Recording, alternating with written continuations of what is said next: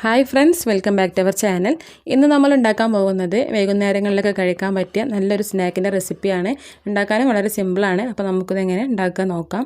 അതിനായിട്ട് ഒരു പാത്രത്തിലേക്ക് 250 ml കപ്പിൽ 1 കപ്പ് റവയാണ് ഇട്ടെടുക്കുന്നത്.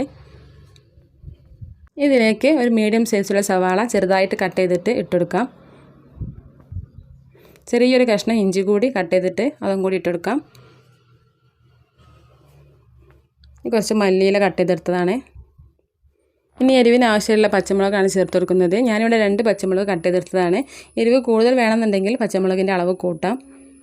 ഇനി ഇതിലേക്ക് ചെറിയ ജീരകം 1/4 ടീസ്പൂൺ ഇട്ടെടുക്കാം. 1/2 ടീസ്പൂൺ കുരുമുളക് പൊടി, 2 ടീസ്പൂൺ അരിപ്പൊടിയും കൂടി ചേർത്ത് കൊടുക്കുന്നുണ്ട്. ഇനി ചെറിയൊരു പുളിപ്പിന് വേണ്ടിയിട്ട് 2 ടീസ്പൂൺ തൈരും കൂടി ചേർത്ത് കൊടുക്കുന്നുണ്ട്. കുറച്ച് അപ്പക്കാരം കൂടി ചേർത്ത് കൊടുക്കാം. ഇതിലേക്ക് ആവശ്യമുള്ള ഉപ്പും കൂടി സമയത്ത് ഇട്ടെടുക്കാം. ഇനി ഇതെല്ലാം കൂട്ടിയിട്ട് നല്ലപോലെ മിക്സ് ചെയ്തെടുക്കണം.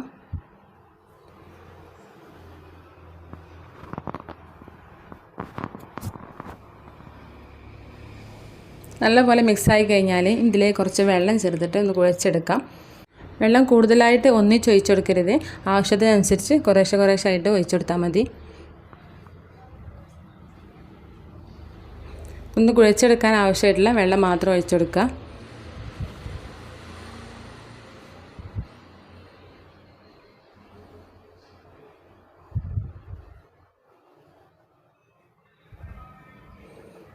നല്ല ടൈറ്റിലായിട്ടല്ല കുഴച്ചെടുക്കേണ്ടത്, കുറച്ച് ലൂസായിട്ടാണ് നമുക്ക് മാവ് കിട്ടേണ്ടത്.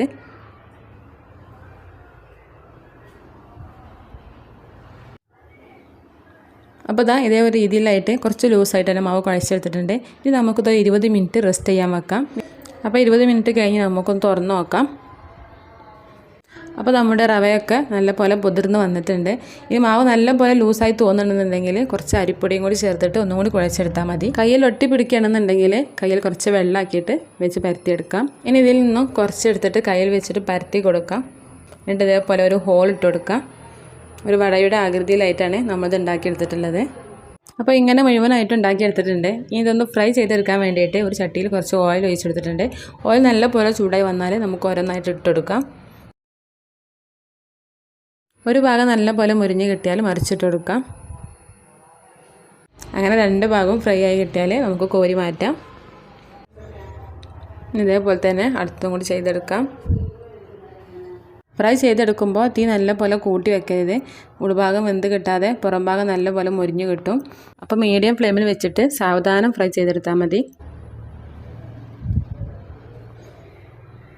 അപ്പോൾ നമ്മുടെ റവ വട ഇവിടെ റെഡി ആയിട്ടുണ്ട്. പെട്ടെന്ന് ഉണ്ടാക്കാൻ പറ്റിയൊരു സിമ്പിൾ സ്നാക്കാണ്.